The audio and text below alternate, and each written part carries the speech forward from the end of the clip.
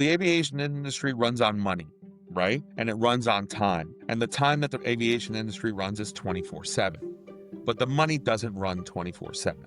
Banks have hours, banks have regulations and services and fees and things of that nature that don't really follow suit with aviation. So that's where we follow in as V1 Fintech.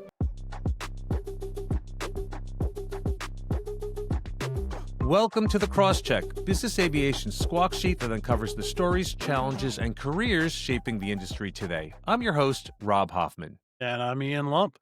Today's guest is someone whose journey embodies the can-do spirit that defines this industry. Miguel Gallardo, from humble beginnings on the ramp to leadership roles across aviation, Miguel has seen it all. And on that note, he's the author of Flight of Resilience, Turbulence, and Triumphs, a powerful memoir about perseverance, faith, and finding purpose through adversity.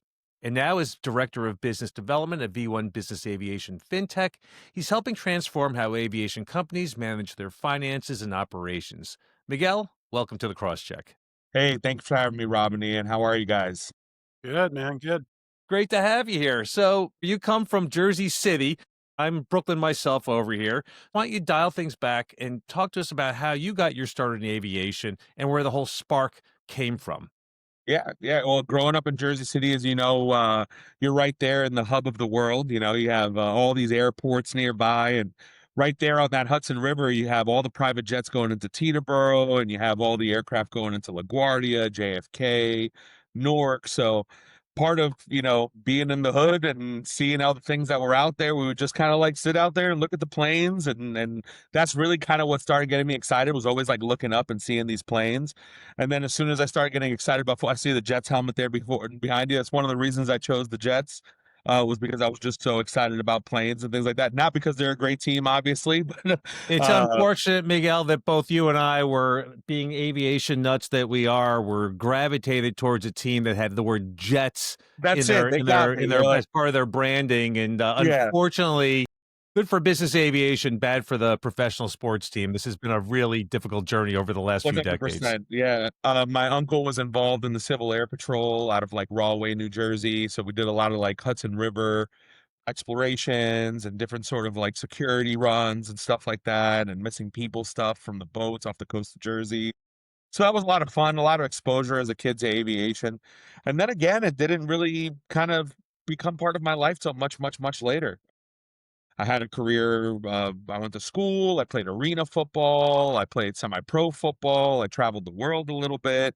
And then when I came back and I started settling down and going back to school for architecture, which had nothing to do with aviation, um, life hits you. And I met a wonderful person that we started a family together, and, try to see if you can find a job that has health insurance was kind of like the conversation that was pitched around the dining room table that night.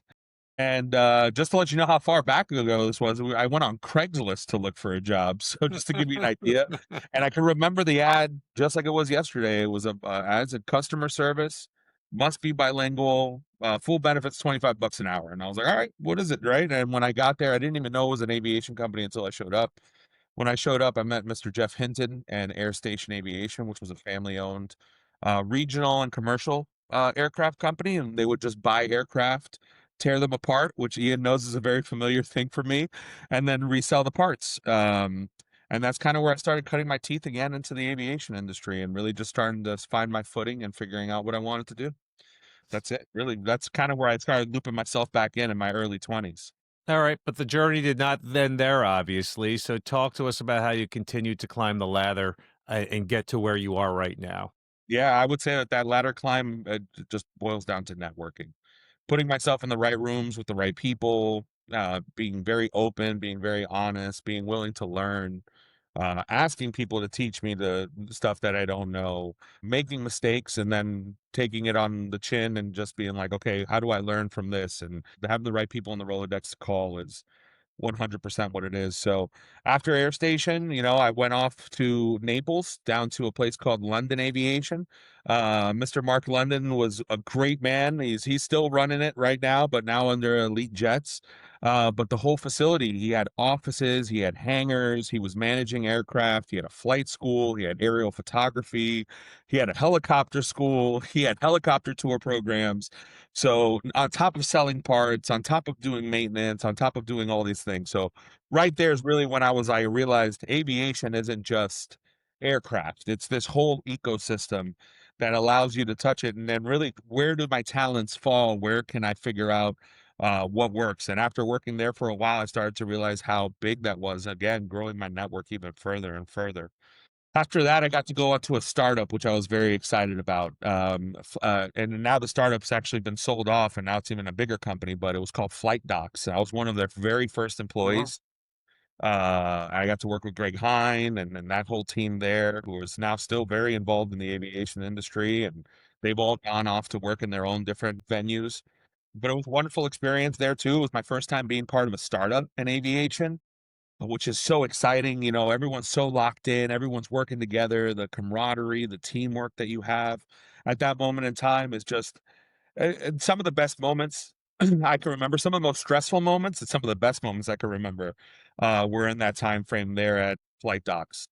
And then after that, I started getting into real heavy aviation stuff. I got to go work for Private Sky, which is an MRO based out of Fort Myers at the RSW.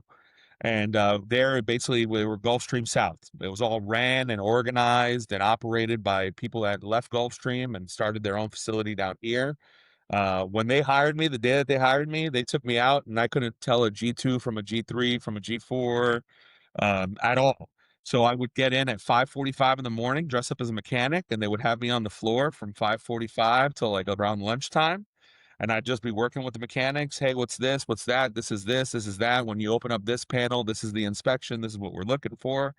And that helped me sell. Obviously, the maintenance, we were very successful there. It's quite a trajectory that you have here, which I It love is, it here. is, and it just keeps on. And I So you're in the honestly, it's trenches and you're like, let's just keep going. yeah, well, it's just like I loved it, and I just wasn't gonna turn around from it, you know. And I was just like, you know, this is every day that I spent in it, I liked it more, and I was learning so much. So there was that excitement level that every day when you got in, there was something new. I mean, I saw an entire plane get all the skin taken off of it and reskinned. I've seen huge jobs done on an aircraft, so that's been really beneficial to me. Private Sky went through a management change, and I ended up changing companies to a small company out of Allentown, Pennsylvania called Business Aerotech, which is a mom and pop parts company focusing on Hawker and Gulfstream parts. Since I was already selling DOMs and stuff like that that were Gulfstream operators, it was a very easy transition for me, and that's really kind of how I got into the parts game again. I worked with them for a while. It was a really wonderful company. I worked for them till 2019 when I won top 40 under 40 for the MBAA. And that's the year that I switched over to Stevens Aerospace and Defense Systems, where I had a great career, a great run there. Wonderful guys. We started the Gulfstream program. We started the shop out of Macon. We brought a lot of the team from Private Sky in. We brought a lot of the team from Brunswick, from Gulfstream at Brunswick. And we had a wonderful shop in Macon for quite a few years that was run very, very well. And then after that, COVID hit, you know? Things got weird. It got so weird for everyone. Stevens laid off a bunch of people. Nobody was traveling. There wasn't traveling sales guys or anything like that. I just found myself with two beautiful daughters that were at a very young age, a wife that was looking at me like, how are we going to make money now? And just trying to figure out what we were going to do. And then that's when I started MAG Aviation Group. MAG Aviation Group literally started with a few $1,000s in my bank account and a spare G4 wheel, main wheel that was overhauled and ready to go, and just my phone and my Rolodex of people, and I just made phone calls and phone calls and phone calls. And to this day, Mag's still running and performing and making money, and we're very happy about it. Now it's not owned by me any longer; it's owned by Alex Almonte. But it's wonderful to see what the company's done and how it's grown and where it's going. You know, it's So you have a successful exit underneath your belt as well as you continue to climb this ladder here, which is just beyond impressive. yeah, Um, yeah. It is. It's a very interesting. Like when you, I've never actually sat down and just kind of like said it out loud. So this is actually kind of interesting for me. yeah, you're You're, listening to your whole resume as you're saying, like, it's not too bad. I want to meet that guy. Oh yeah, it's me. Right, right. I mean, It's what I'm Yeah, it's seeing yeah. here is it's amazing is you've never squandered an opportunity to continue to climb the ladder. Obviously, that says a lot about you, but also says a lot about what business aviation can offer you if your eyes are open and you're basically ready to grab the bull by the horns. But yet you still weren't finished even after you exited MAG. So what happened next? Yeah, after I exited MAG, I got to work for one of the companies that, I mean, I think at one point in aviation, everyone's wanted to work for Satcom Direct. And that was a testament to just many years of a relationship established with a lot of the employees there, a lot of the upper management there. And finally the right opportunity came where I could go in and use my talents to help them. And that opportunity came and I jumped on board. I got to work with Satcom for the last 2 years of his existence before it moved over to GoGo. I got to work for one of the last mavericks in the industry, and Jim Gents was possibly one of the best owners I've ever had a chance to work for. The way that he treated his employees, the way he treated his customers, the way he treated the whole thing, it was an honor to work there. So then we became GoGo, which was wonderful. A little bit too big for me, honestly. It was the first time I'd worked for just a giant company. Felt a little lost. I felt a little like I just didn't have a good direction. I didn't have what I was doing, and I met these great guys, Sebastian and Federico. I'm Argentine from out of heritage, and they're from Argentina, so that's kind of like how we kicked it off. And they had this great idea at that moment when we started talking, it was still just rolling out, but they basically had made a partnership with Mastercard to create V1, which is aviation's first fintech, which is really awesome. And they brought me in to loop me in with all my experiences that I've had in the past to help them build that brand, grow that name, and just really let people know that it exists as a product.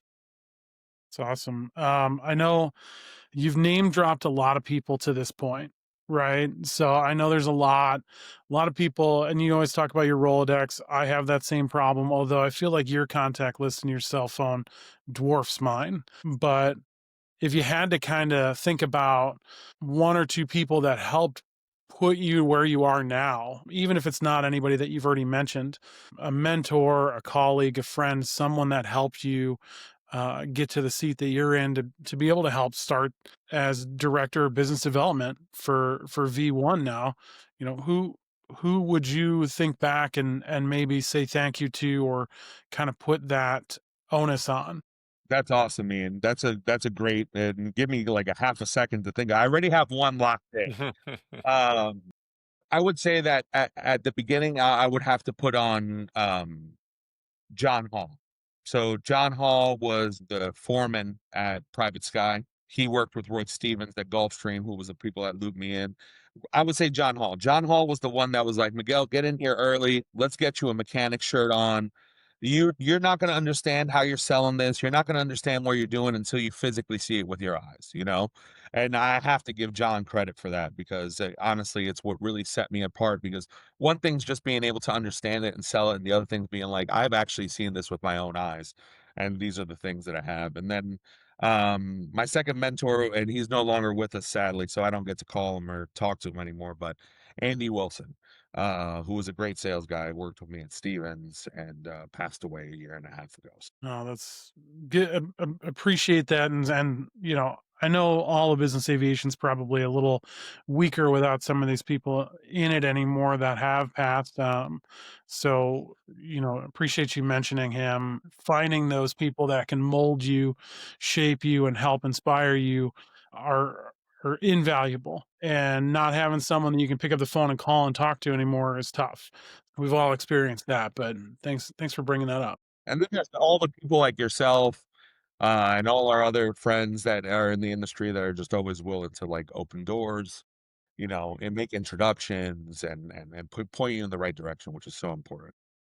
Well, your path seems to have been, it's just amazing here to hear it, and like the doors just seemingly opened up for you just at these perfect moments along your way. But I'm sure it's not always that way. It's not all sunshine, roses, and unicorns.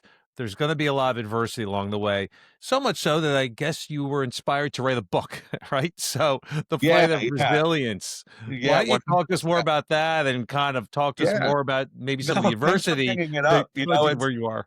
It's one of those things that's like a project that kind of started. during COVID and then continued on. I'd gone through a divorce in that moment in time as well. So you start doing therapy, you start talking to friends, and then I started realizing that I started learning a lot about myself and I started keeping notes, just little composition, 99-cent notebook kind of situations.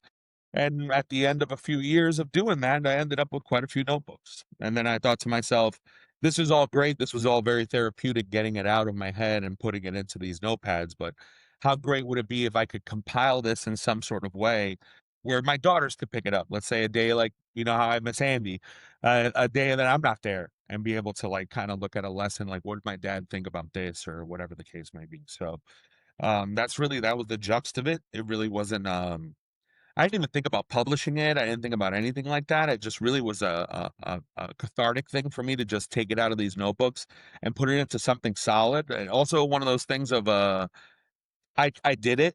You know what I mean? Just to say, like, you know what I mean? Like I wrote a book, you know, and it's all my own thoughts and it's all independent, you know what I mean? Things that I really truly believe, and it's just really the way I feel, and it's just nice to have that out there. I sometimes forget because it's been out for quite a few years now. So like it's like you wrote a book. Well, you know what I did Yeah, write. you got some really great reviews, by the way. I've not read the Thank book, you but so much. I did read the crib notes, and I'm really I'll send you a impressed. copy, Rob. I'd be happy to. So I mean, once again, sure you had some personal issues there as well. Divorce, that's always, especially with kids, that's a massive. I have enough friends and colleagues that have gone through that. I know it's a very challenging part of your life. But why don't you talk to us about maybe some of the other setbacks? I imagine COVID as well was right there. You're in the middle of it as well. Yeah. How does this all connect to aviation?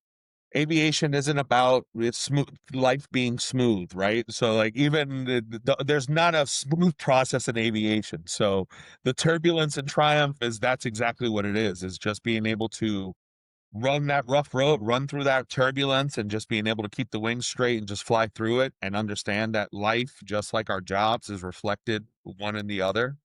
A Are there lot of any setbacks specifically that you can recall from the business side than the personal side? I mean, setbacks that we have on business side always, you know what I mean? I don't even think I've faced the biggest uh problems that I'm going to face yet as far as like business goes. With V1 now, this is a big project and we're doing some heavier things that you know take a little bit more time, but I Rob, to be honest with you, I've had a pretty smooth career, man. It's been a lot of like making sure that I connect with the right people, I talk to the right people, I maintain relationships, I make phone calls, I show up when I need to show up, I make sure that like, you know, birthday texts get sent out, I make sure that when I see people, I make it a conscious effort to get to know them, learn from them, get from their experiences. I'm not a person that's just there to do business. I'm there a person I want to connect with you, and if we could connect on top of doing business, that's even better. But on more of more of the turbulence that I've had in my life was like just on a personal level, you know, growing up in a single family household in an urban environment, you know, food stamps, food pantries, you know what I mean? Salvation Army hunting for clothes and sending it to the dry cleaners so that it's all nice and like fresh for like school and stuff like that. Like those are the things that like basically built me, you know, and Yeah. being able to be clear in my words and not be scared to say what I feel, even though it might be a little contradictory to what people are saying, you know. That's also from growing up in the environment that I grew up. You have to say what you have to say and you have to like stand on your ground of saying what you have to say. So really it's those experiences in my life that have helped me most in aviation. And that's amazing here now that you're sharing that with us because, rewind 10 minutes into this interview and you're talking to us about your journey. And it just seems like it's almost like you've every step along the way, it almost looked like it was just handed to you in a certain way, right? You just Yeah. fell into all of this good fortune, but you didn't. You No, didn't. This was no, no no, no. accident. 13 different schools. I went to 13 different schools in 5 different states, in 3 different countries. I've been all over the place, and I think that that's probably one of the best parts of my experience is the travel, is the having to go to a different school every year and make new friends. I think that that's really helped me in aviation, you know what I mean? Because every time I go to a show, I end up with a new friend because it's kind of what it's built inside of me to do that, you know? And to in a very genuine way, not like in a way that seems very, you know, forced. Yeah, you Yeah. you evolved by necessity to become that person, right? Made you a lot more well-rounded and helped you create a persona or a version of yourself that makes it easier to go out there, talk to people, meet new people, make new friends. And that's awesome. But what else would you put in your bucket of glad I did that, even if it wasn't a success? Yeah, I'm glad I started my own company, even though, you know what I mean? Even though it didn't last forever, I'm so happy I did it. It's one of those things that everyone's like, "Oh, I'm going to start my own company." We say it so casually. We say it so, "Oh, it's just nothing." You know what I mean? It's a bank account and some registrations, but it once you have it, the weight of having it on you, the knowing that you control every aspect of your future, and then realizing what you're strong at and what you're super weak at. Like I'll go sell you whatever you need me to sell you. What are we selling? We figure it out and we'll come up with a game plan and we'll sell it. I'm like, but having to do payrolls and taxes and you know what I mean, QuickBooks and all that stuff.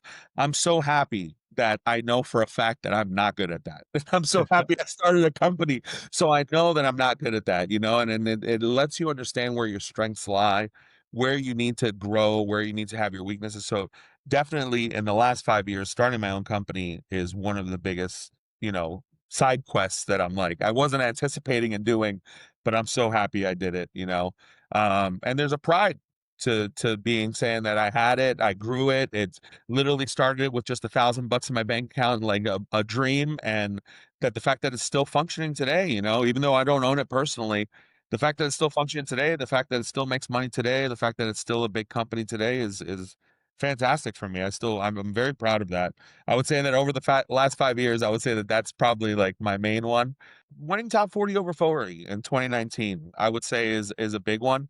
I know that it's one of those things where we don't understand why we're getting it, you know what I mean, at the moment in time. But then, like, you have it and you made it, and you're trying to figure out, okay, now I have this. What do I do with it? And you're like, okay, I have to start building my network. I have to start talking to these other people. And it's still one of my dreams that, like, in the future, to really kind of like unite with a lot of these other top 44 under Yeah. winners over the years and try to establish a business, a network, a something with them, because I think that we are the future of this industry, as a whole. And now when I go to the NBAA, I look at people that are younger than me and I'm like, this is what I do. I literally go and introduce myself to anyone that looks younger than I do. This whole last Thursday of the NBAA this year, that's all I did. Hi, my name is Miguel. This is what I do. What do you do? What are you looking to do? How can I help you make that happen?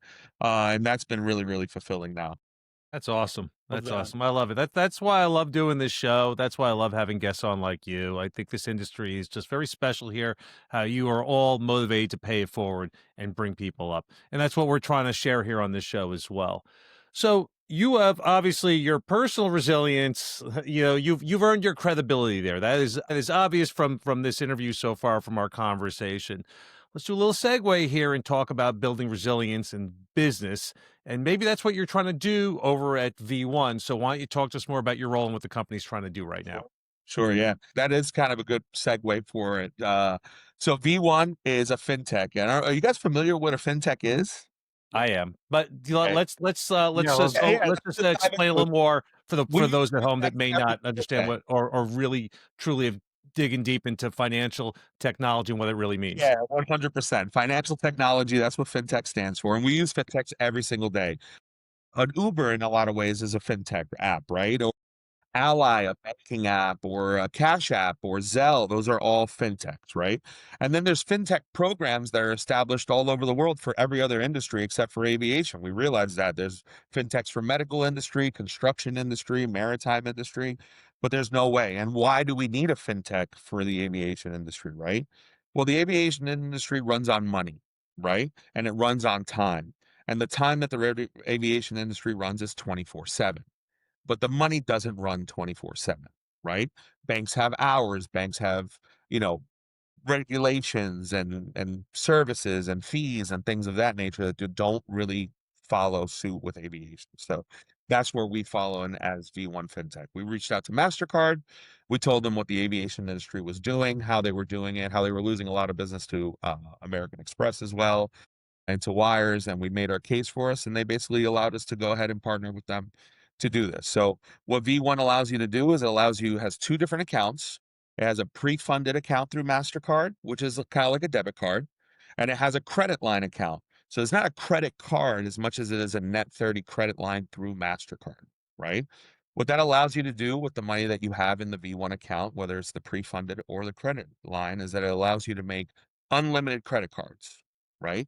Physical and digital. And you're like, Miguel, why do I need to make unlimited credit cards? And I'm like, well, you want to make them so that way you can track things, right? So you can make a credit card for a recurring monthly payment. So let's say rent or HAP or an engine program, right? And it could just be vendor locked for that amount that just recurs every single month. So that way you don't have to worry about that. That's already locked in. You could do a work order. You can make a card for a work order. Say you're sending a aircraft into a shop. You can make a card just for that work order for that shop. So now all the expenses that are going on to that work order are all streamlined for that job. Or let's say you're a charter company and you have multiple aircraft. You can make a card for every single one of the aircraft. So that way now all the expenses for that card are for on the aircraft.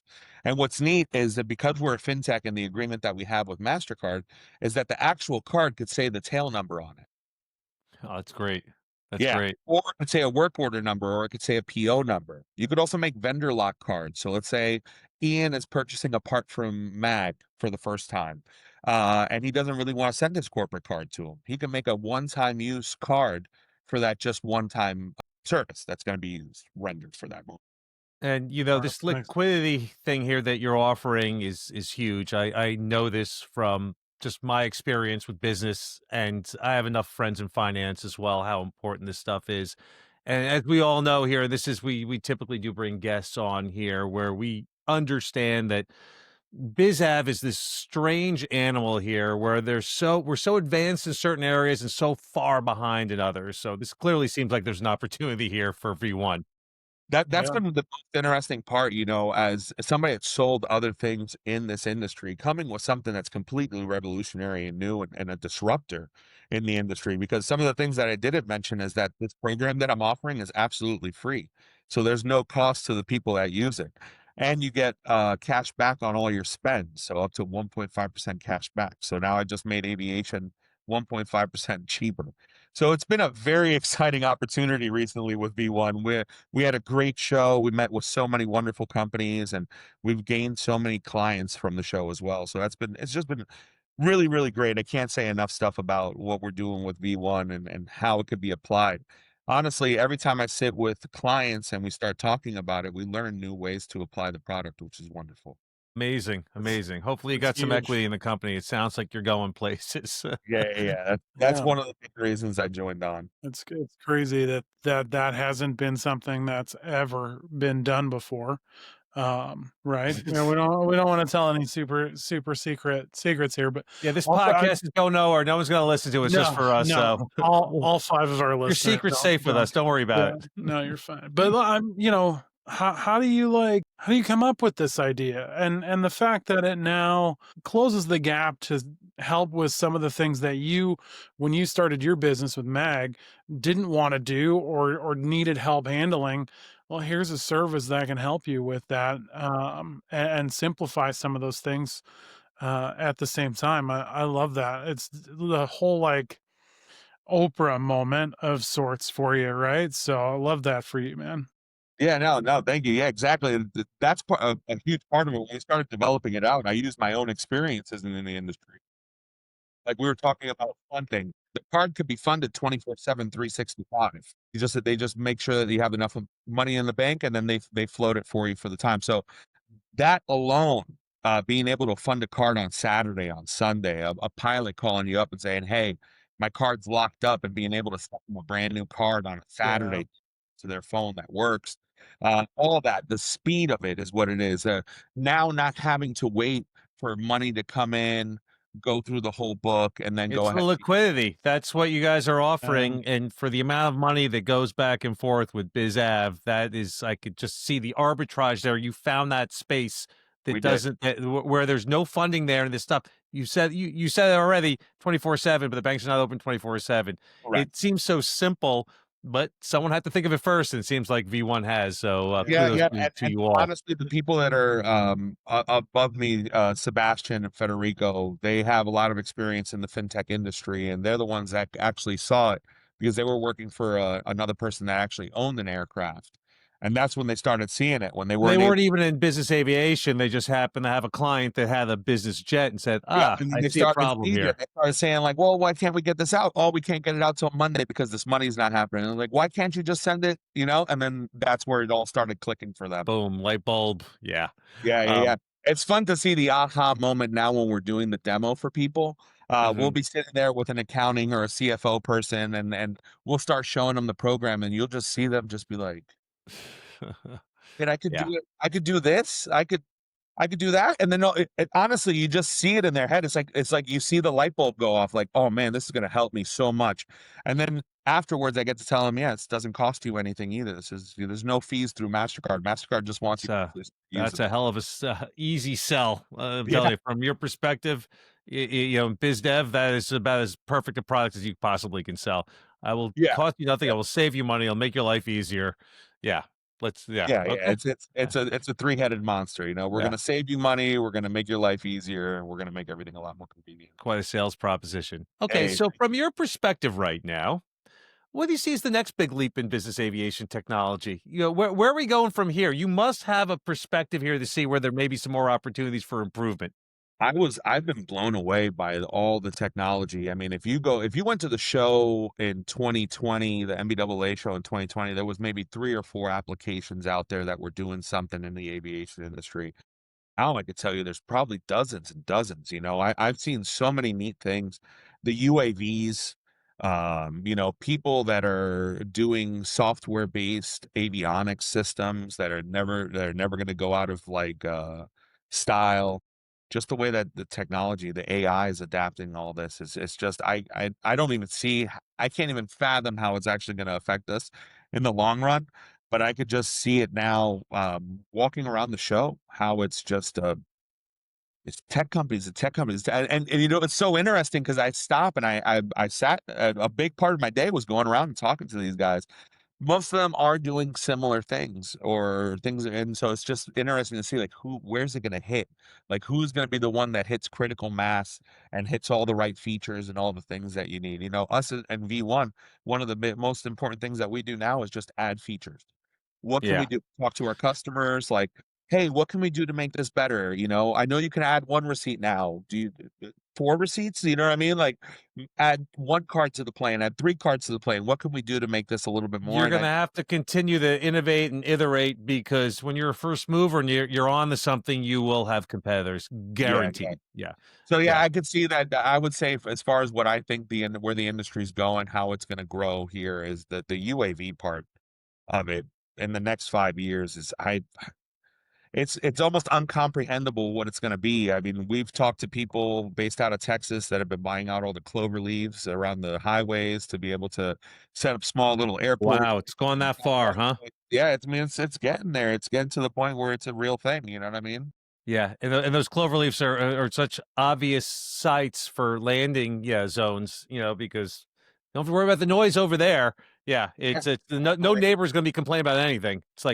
It's almost like designed to be a UAV landing site. Yeah, Yeah, it's and incredible. that's gonna be the thing is the UAVs. I see that changing everything and something that's gonna be completely new to our industry. We're talking about all new processes, all new SOPs, all new technology, mechanics and techs trying to learn all new types of products, and it's gonna be that's gonna be our next step. That's gonna be the next thing that I see is gonna change everything when we start getting out of, the normal turbine engines that we have and getting Oh, it to these yeah. UFVs. The eVTOLs, the UAVs, everything here, it's amazing where we're going, but no matter what, it's all gonna be built on technology.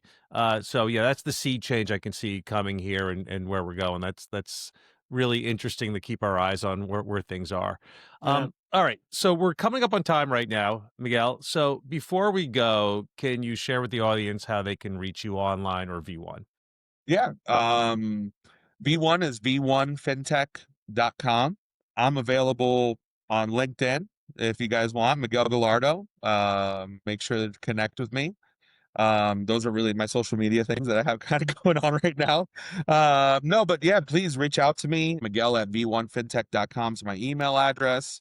We work in the greatest industry. We really do. Every time I sit down and I think about it, I just can't believe that this is what we do all day. You know, that Yeah, yeah. we get to play with these beautiful planes, and you know, it doesn't get lost on me the fact that we get to do that every day. And I just I love it. I love it. I'm so happy that I get to share that with you guys. That's wonderful. And I really appreciate having you here, man. So once again, thank you so much for sharing your journey with us and, and telling us about your book and what's happening over there at V1 to help this industry to continue innovating and moving forward. For our listeners, you can find Miguel's book, Flight of Resistance, Turbulence and Triumphs on Amazon. And to learn more about his work at V1, we'll also provide a link in the show notes below. Awesome. A reminder to follow us, the Crosscheck on LinkedIn, like, subscribe, and be sure to share with your friends and colleagues. Your review or feedback is greatly appreciated and helps to spread the word. Any subjects you'd like us to cover, leave in the comments below. We will see you all next week with a new episode of The Crosscheck.